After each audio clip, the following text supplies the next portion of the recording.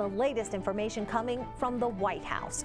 Now, just shortly after that announcement, President Biden tweeted this: "When we took office, we didn't waste a second getting the pandemic under control and our economy back on track. Just 5 months later, we've administered over 300 million shots, and unemployment is at its lowest level since the pandemic started. America is coming back." Now, tomorrow, advisors to the CDC will meet to discuss reports linking heart inflammation to coronavirus vaccines. That committee will hear about more than 300 cases of myocarditis and pericarditis in young adults. Doctors who've treated the inflammation cases say they were easy to treat and that most of the patients recovered rather easily. The panel, though, will look at the risk level and whether the risks outweigh the benefits of vaccination. Now, we spent more than a year adjusting to a pandemic life, and now we're trying to adjust on the other side of that. But it's not always an easy transition at work, at home, or in social situations. This morning, Caroline Poland, licensed mental health counselor and certified clinical trauma professional, is joining us, and so too is DrLiz Matheis, a licensed clinical psychologist and certified school psychologist. So thank you both for being with me this morning. Good morning. Good morning. So do remember, we want you to be part of this conversation. If you have questions or comments, you can add them under the live stream of the show. We will be airing them during the next half hour. So I want to talk about first our emotional response to really what was a health crisis. I mean, stress, fear, worry, obviously sadness, and also exhaustion are pretty normal responses for people to have, Caroline. Oh, absolutely. Right. I mean, we in a global psychological trauma, and that takes quite a bit of time to process. As much as we want to kind of snap our fingers and say, okay, we're good, we can carry on, our brain and our physiology actually changes when we experience trauma, and we need to make sure that we are navigating that and facing that and having those important conversations, getting treatment with that in order to navigate that in a healthy way. And Liz, I mean, the focus on mental health, it is lovely, I think, that, so many people are talking about this, that we're having conversations about where we are as families, as communities when it comes to our mental health. It's so important to acknowledge how everybody is feeling, just even within your own home, and then getting that validation when you speak to other people. Not to say that we're not going to have different perspectives on how we can transition back, but it's been a process, and we were all forced to shut down, and that was a change, and we all resisted it. I'm speaking strictly on my behalf and my children's, as we were waiting for that 2-week period to be over. And when it didn't come, we were just hoping for some sense of normality, and we've been waiting a long time, but then we acclimated to all the restrictions, and we did what we needed to stay safe. And now it's like the world has kind of opened up and we don't have a transition plan. And that in and of itself is very anxiety producing as well. So there's just a lot of anxiety and panic for a lot of us. Yeah, it was interesting. There was this recent Indeed poll, and it found 52% of workers, so just over half of workers, describe how they feel as burned out. And 67% of those blame it on the pandemic. And a lot of them cited that they're working hours more a day. And I think, Caroline, a lot of people are having that problem of disconnecting or knowing when to disconnect. Absolutely. Gentry and Baranowski refer to burnout as the chronic condition of perceived demands outweighing perceived resources. And we need to have this really nice balance between the two. And part of that is having a good set of boundaries in between our work and our life, being able to close out our work and integrate back into our life in intentional ways. And I think right now we need to be creative about finding those solutions that do allow us to blend work and life in an integrated way as needed, and then to create those boundaries at the end of the workday to ensure that we're building up those resources to continue to meet the work demands. And I think, too, for a lot of people, they, spent a lot of time at home, within their own four walls, if you will, instead of, going back out and seeing, other people, other colleagues and coworkers. So I think there could be a social anxiety, in re-entering that, Liz. Absolutely. I think many of our children, our teens, we all were so focused on staying away from people. And so we did to maintain health and safety. And now that there are more people inside stores with or without masks, people and children, adolescents are developing social anxiety. I don't know how to be around other people because the rules keep changing, really. And we have to acclimate, reacclimate. And our thoughts don't move that quickly. We really have to transition in, and especially for our children and our teenagers, we have to find those step-by-steps, especially when you had a child who was anxious to begin with. Yeah, it was interesting. The other day I was in a store and the person didn't have a mask on, and they showed their vaccination card to somebody in the store, to prove that and the person was like, okay. And I think there's, this not knowing who is and who isn't, and are you following the rules? Are you doing the right thing? I think, Caroline, that kind of adds like another layer of insecurity. Well, absolutely. As humans, we have a drive for certainty and the known. It's part of our survival instincts. And so when we're in uncertain situations, when the conditions are consistently changing, when the rules change every couple of weeks, when we don't really know what's going on, we naturally kick a little bit more into fight or flight because our bodies are taking over to help us to survive. And so we're trying to find certainty, we're trying to find known, and we're trying to navigate that in the face of, perceptions of a threat or perceptions of a risk. Yeah, and I think I was trying to have a conversation, at least with my kids, about this time is going to be a little uncomfortable, and we just have to see where everyone is. So how do you, Liz, I'll ask you, how do you start those conversations with your kids to just embrace that this might be awkward? I think you call it just that. It's going to be an awkward time because there's a lot of unknown. Some people feel comfortable without their masks. Some people feel comfortable with masks. Some people feel comfortable in groups. Some don't. And just understanding that everyone is going to have different perceptions, and then to get a sense of what your children are comfortable with. And I know for me, I'm more comfortable than I think my children are. And so I'm honoring that wish and keeping my mask on because my children are more comfortable with that. But I'm okay to take off my mask. I'm fully vaccinated. But it's understanding that this is going to be a very awkward time in general, and we have to figure out our parameters for ourselves, very similar to what Caroline is saying, is create those boundaries for yourself, for your family, know them, and understand that there's going to be a transition time until we get to that point where everyone is either going to have masks on or off all the time, and crowds are okay or not okay. And I think this is going to be a getting to know what I'm comfortable with, and finding other people who are going to feel comfortable with you, and just, again, acknowledging this is awkward. It's just going to be awkward, and we're going to work through it, and it will be less awkward over time. And Caroline, we know that not all people were affected equally from all of this, especially when it comes to work. Yes. Oh, absolutely. We've heard this dubbed as the she session, right? Because women have really been in the middle of kind of the brunt of caregiving, and so many of the jobs that women engage in were immediately lost at the start of this pandemic, and trying to navigate now balancing continued childcare or other caregiving in their life and navigating work, especially if they have to go back to the office, is really difficult. And I think that people are realizing that the rhythms or the way that they lived before the pandemic doesn't necessarily serve them well today.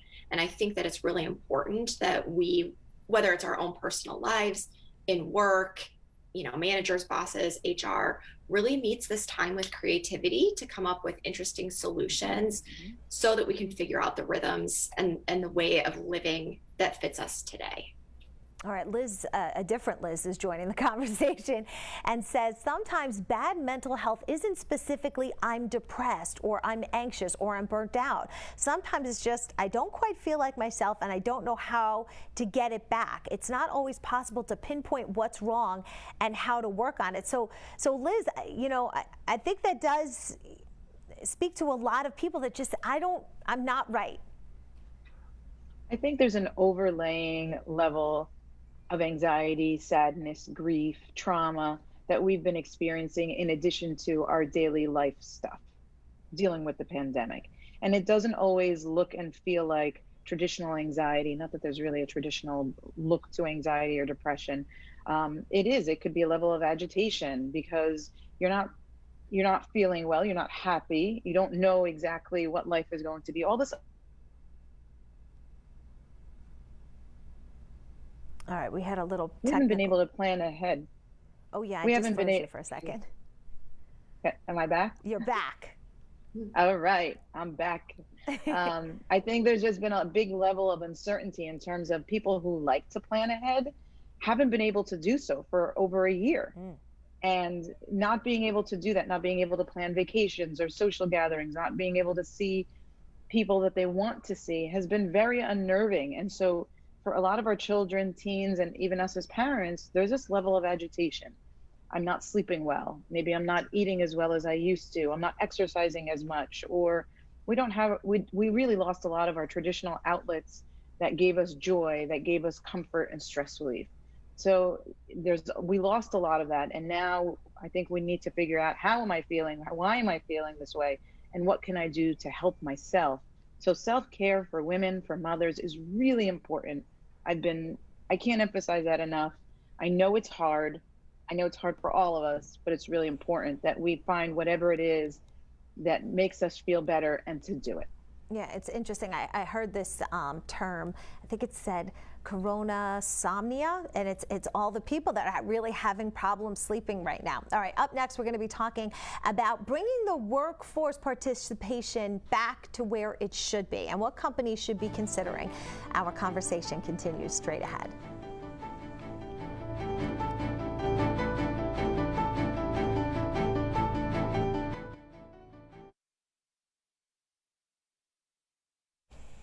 Hello to everybody on Facebook. Okay, so at the very top here, we do have this, Liz, I think you might have stepped out earlier when I was just explaining, the company Bumble. It's like a dating app. They decided to give all of their employees a week off. So I just have a tweet about that, and then kind of want to use that as like a springboard of inspiration maybe. But what can companies do to, kind of reset and help their employees at this time, and maybe be cognizant of the fact that, people might have these feelings that, we were just talking about. And then from there, I am going to try to get to a bunch of the questions, and then I'll kind of hop back to where we were if we get to everyone, but that way, we can make sure that we let everyone's voice be heard and not just mine.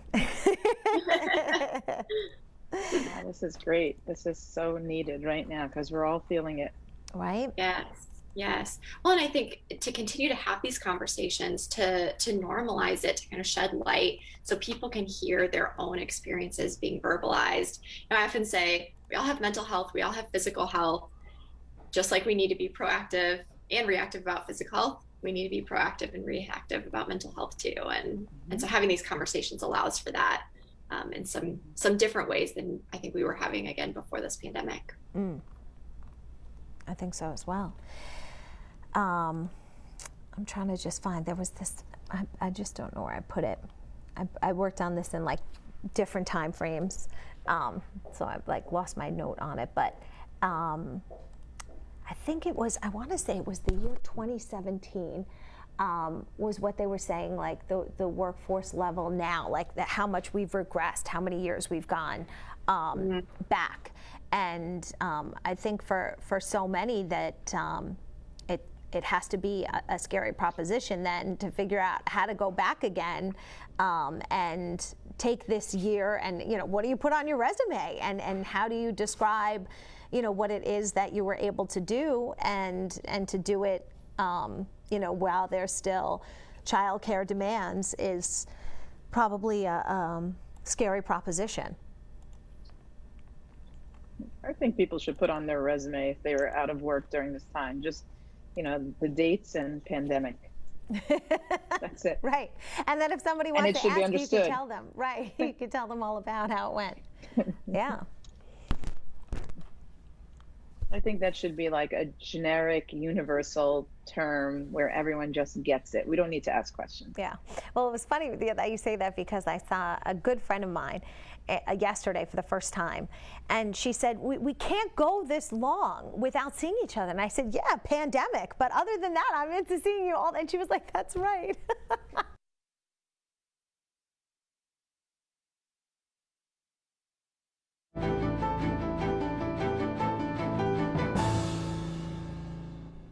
Welcome back to our live special report. We continue to answer your questions and get to your comments. So if you want to share them, now is the time to do it. We're talking about stress. We're talking about anxiety and so much of what people are experiencing right now. Caroline Poland is a licensed mental health counselor and certified clinical trauma professional. DrLiz Matheis, a licensed clinical psychologist, certified school psychologist, are joining us right now. And I do want to just get to this tweet that I saw, and maybe I was just trying to manifest this for myself, I don't know, but when I saw this I thought, like, wow, this is pretty lovely. And this is from Bumble. It says, we recently announced that all Bumble employees will have a paid fully offline 1-week vacation in June. So, what they were trying to, and this is not taking away from the vacation time, but they did recognize that people were working too much and feeling burnt out and decided to, take the onus and say, hey, we're going to shut it down. And then that they're not going to be checking their emails when they shouldn't be, Caroline.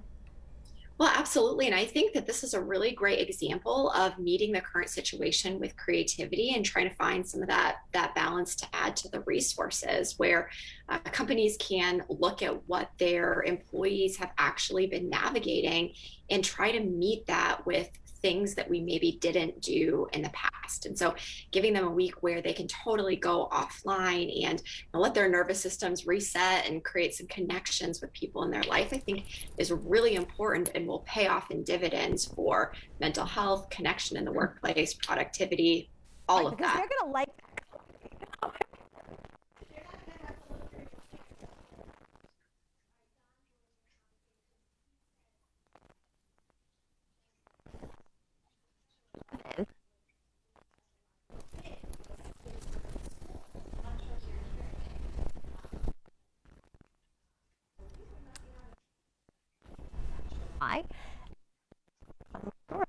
Can you hear me?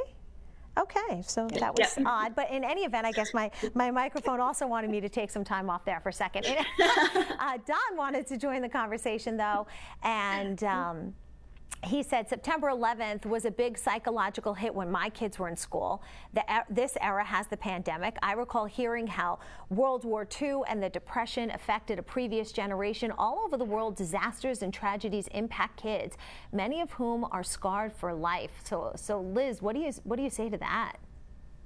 I think we absolutely have to acknowledge how every single child is going to be impacted based on their age, level of awareness, and how it impacted them personally, and to just continue having these conversations with our kids and recognizing how it's impacted them and asking the questions and giving them time and a space to process and not undermining or minimizing, because sometimes I think people think, oh, you were young, what do you remember? You were home from school, what's the big deal? You got to be in your pajamas all the time. And I think we have to be very, very sensitive that every single child, every single human being experience this pandemic in their own unique way, and to be mindful and respectful of that, and to understand this is a huge milestone in our history and in our development, and everyone is going to show different effects of it over time, whether it's immediate or long term, and for us to just respect that and to understand that it's real.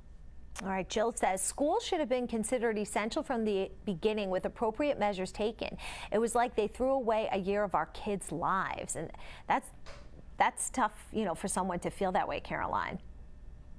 Absolutely. And I think that's part of what has made this this entire last 16 months difficult, is that we all have different opinions of situations, what should happen, what shouldn't happen.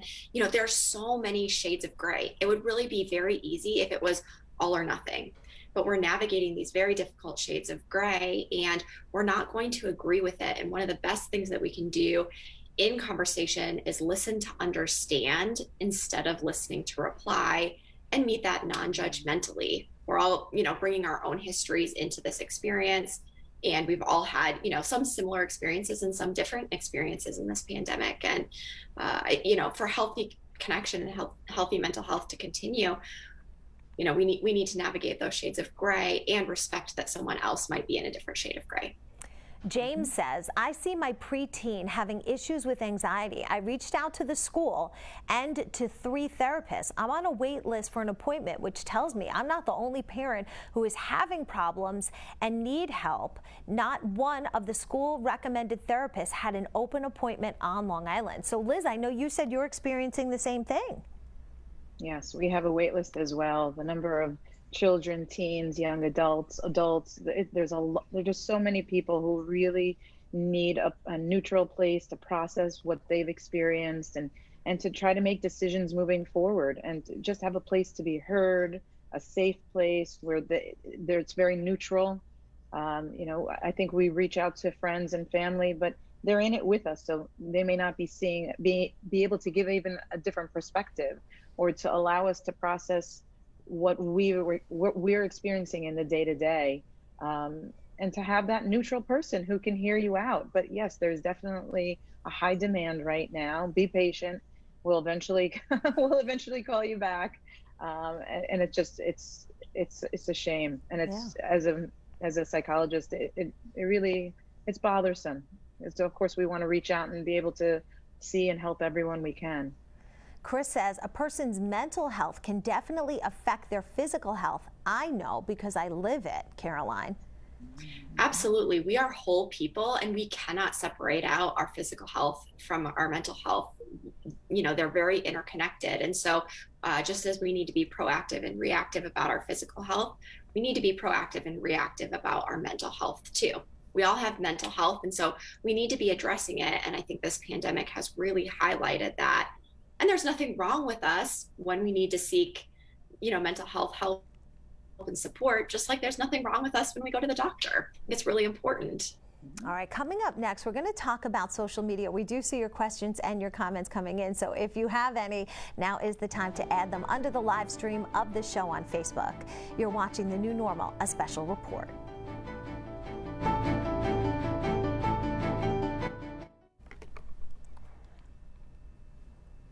Right? That was so weird. And I was trying to say, what are you, I'm just talking to my director for a second.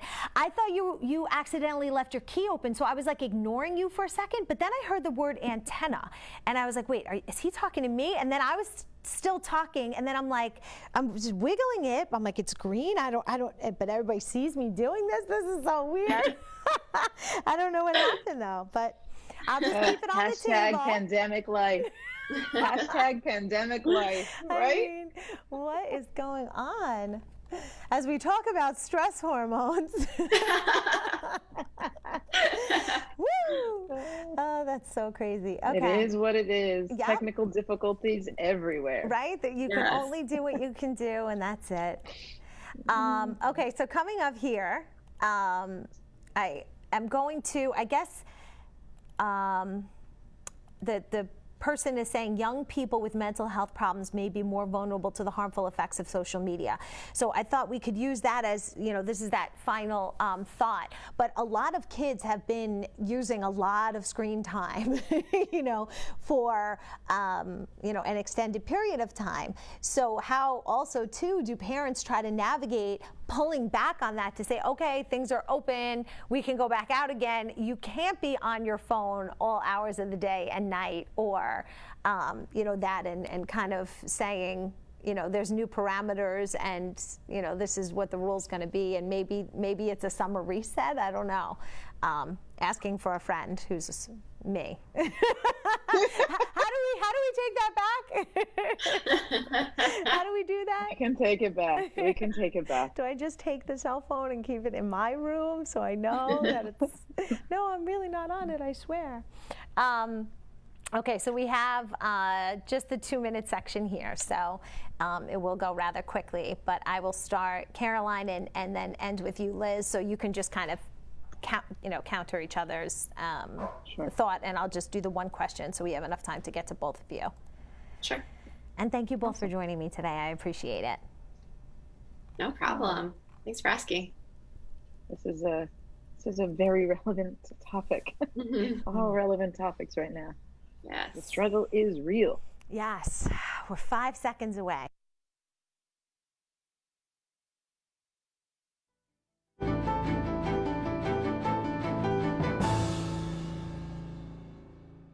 Welcome back to our live special report. And we just want Ray to be able to join the conversation because he says young people with mental health problems may be more vulnerable to the harmful effects of social media. And I think, too, that a lot of our kids have been spending a lot of time, on their screens, Caroline.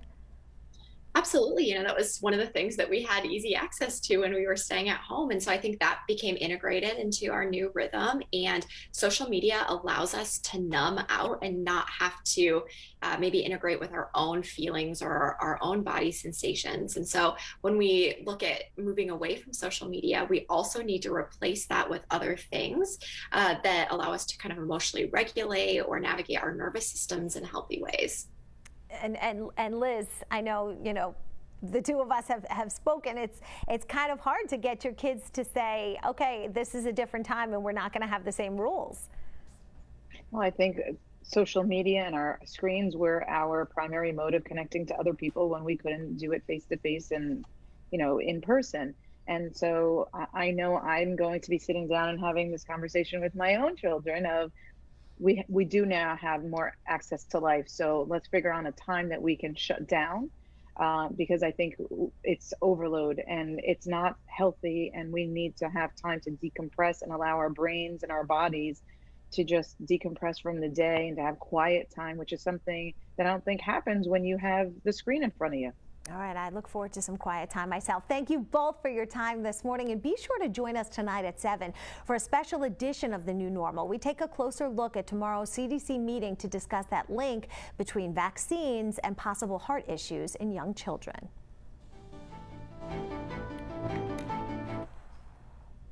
Yay, thank you both so much. I appreciate it. Oh, what a great conversation. Yay. This is really a great conversation. Thank you. Thank you. Good to see you again, Carolyn. Yes, you as well. All right, be well, ladies. Bye. Take care. Bye. Bye. That was so weird.